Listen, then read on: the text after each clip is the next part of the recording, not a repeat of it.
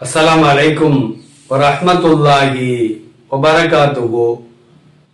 அல்ஹம்துலில்லாஹ் வஸ்ஸலாத்து வஸ்ஸலாம் அலா ரசூலில்லாஹி அம்மா பஅத்.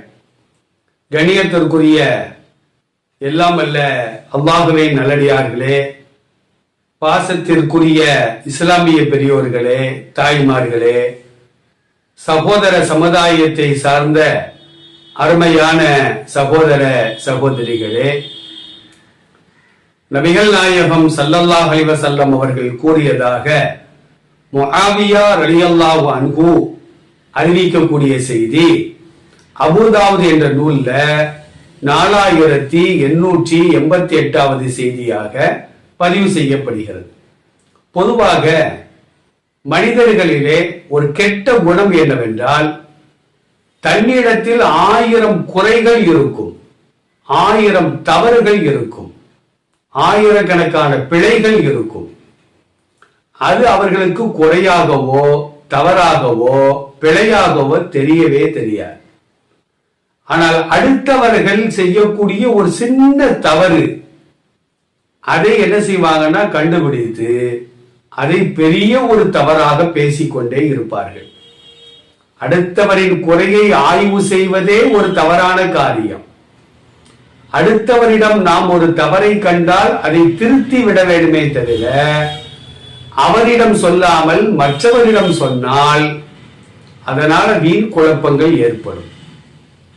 அவரை பற்றி மற்றவர்கள் உயர்வாக எண்ணி வைத்திருப்பார்கள். அவரை பற்றி அவருடைய குறைகளை நாம் பேசுகின்ற பொழுது, அவரின் மீது யாரெல்லாம் நல்ல எண்ணம் வைத்தார்களோ அவர்களெல்லாம் ஒரு கெட்ட எண்ணம் வைப்பதற்கு ஒரு வாய்ப்புகள் ஏற்பட்டுவிடும்.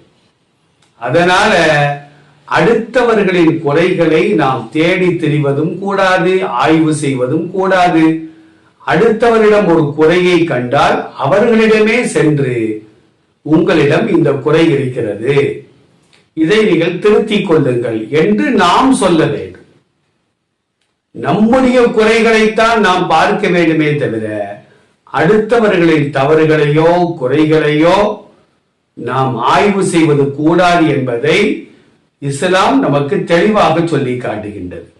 நபி ஸல்லல்லாஹு அலைஹி வஸல்லம் சொன்னார்கள், இன்னக்க இனித்தபஅத ஔராத்தின் நாசி, மக்களின் குறைகளை நீ தேடி தெரிந்தால் அப்சத்தகும், நீ அவர்களை பாழாக்கி விட்டாய். அவ் கித்த அன்துஃப்ஸிதகும், அவர்களை பாழாக்கிட நீ முயற்சி செய்து விட்டாய் என்று நபி ஸல்லல்லாஹு அலைஹி வஸல்லம் இந்த ஹதீஸிலே குறிப்பிடுகிறார்கள். ஒருவருடைய குறையை நாம் கண்டால் அதை நாம் மறைக்க வேண்டும்.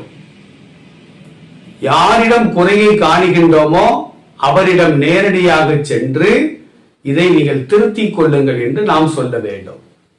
அதை விடுத்து அவரிடம் சொல்லாமல் மற்றவர்களிடம் அந்த குறையை நாம் வெளிப்படுத்தினால் அவரை நாம் பாழாக்கி விட்டோம், அல்லது அவரை பாழாக்குவதற்கு முயற்சி செய்து விட்டோம் என்று நபி ஸல்லல்லாஹு அலைஹி வஸல்லம் சொல்வார்கள். அறிஞர்கள் என்ன சொல்றாங்க தெரியுமா? இந்த துணிகளை தைப்பதற்கு பயன்படுத்துகின்ற ஊசி இருக்குத, அந்த ஊசியை பார்த்து மாவை அரிக்கக்கூடிய சல்லடை இருக்குத, அந்த சல்லடை சொன்னதாம், ஊசியே உன் தலையில் ஒரு ஓட்டை இருக்கிறது என்று. அதற்கு ஊசி சொல்லிச்சான் சல்லடையை பார்த்து, உன்ட ஆயிரக்கணக்கான ஓட்டை இருக்குத, முதல்ல நீ அதப்பாரு, என்னுடைய ஒரு ஓட்டையை நீ ஆய்வு செய்கிறாயே என்று சொன்னதாக அறிஞர் பெருமக்கள் சொல்லி காட்டுவார்கள். இந்த உதாரணம் இன்றைக்கு பல பேருக்கு அழகாக பொருந்தி கொண்டேதான் இருக்கிறது. அதனால நம்முடைய குறைகளை நாம் தெரிந்து அதை திருத்துவதற்கு நாம் முயற்சி செய்ய வேண்டும். பிறரிடம் குறைகளை கண்டால் அவரிடமே நேரடியாக சென்று அந்த குறைகளை நீங்கள் நிவர்த்தி செய்து கொள்ளுங்கள், திருத்திக் கொள்ளுங்கள் என்று நாம் சொல்ல வேண்டும் என்று இஸ்லாம் சொல்லுகிறது. எல்லாம் வல்ல இறைவன் நம்முடைய குறைகளை நாம் கண்டறிந்து அதை திருத்தி, பிறருடைய குறைகள் நம்முடைய கண்களிலே படுமானால் சம்பந்தப்பட்டவரை நாம் அழைத்து அதை திருத்துவதற்கு நாம் முயற்சி செய்வோம். அல்லாஹ் அருள் புரிவானாக. அஸ்ஸலாமு அலைக்கும் வரஹ்மத்துல்லாஹி வபரகாத்துஹு.